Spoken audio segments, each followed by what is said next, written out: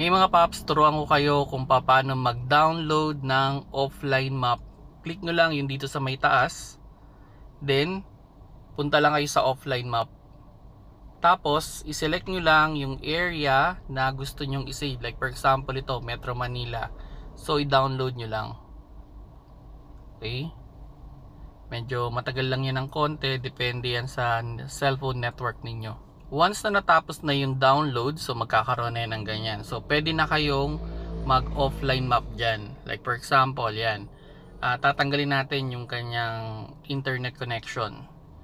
So, halimbawa, papunta tayo sa SM Mega Mall. SM Mega Mall. So, pag click natin yung SM Mega Mall, kahit walang internet, makakapagbigay siya ng direction. So yun yung maganda, no? So, kung sakali man na pupunta kayo sa province, mas okay na i-download ninyo yung mapa o yung buong mapa nung pupuntahan ninyo. Like for example, yan.